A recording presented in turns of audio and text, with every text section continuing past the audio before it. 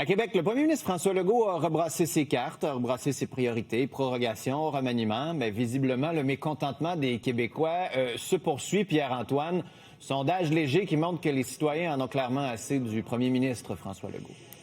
Ouais, le message est assez clair, Philippe Vincent. Sondage léger qui a été réalisé entre le 7 et le 10 novembre dernier. Des résultats qui sont durs. D'ailleurs, le premier ministre a reçu l'appui de ses collègues au Salon Rouge ce matin. Écoutez bien. La réponse du premier ministre.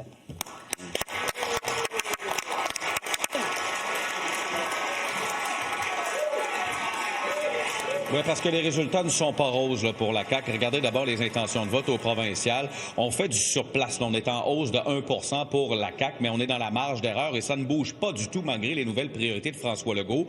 32 % des intentions de vote vont au Parti québécois qui est toujours en tête. Par contre, perd quelques plumes et est talonné aussi par le Parti libéral. C'est important de dire par contre que dans le vote francophone, là, le Parti libéral chute en 3e place. Satisfaction maintenant envers le gouvernement Legault. 71 % des Québécois se disent insatisfait du travail du gouvernement Legault. Selon la firme de sondage, c'est le pire score également là, du gouvernement de la CAQ.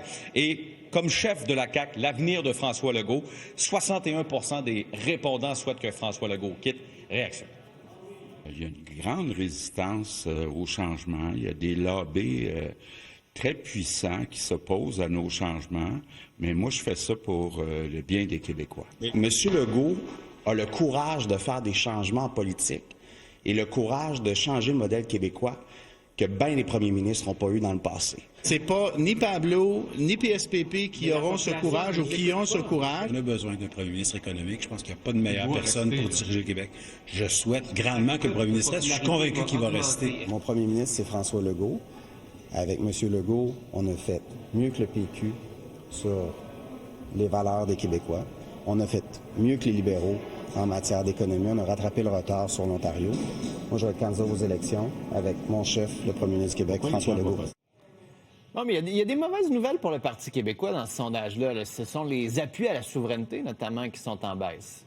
Et au mois d'août dernier, même sondage léger, on était autour de 35-36 % là, pour l'appui à la souveraineté. Là, ça dégringole, là, ça diminue. On est à 32 % Paul Saint-Pierre Plamondon, ce matin, a dit que ce qui se passe au sud de la frontière canadienne n'est peut-être pas inconnu à cet effet.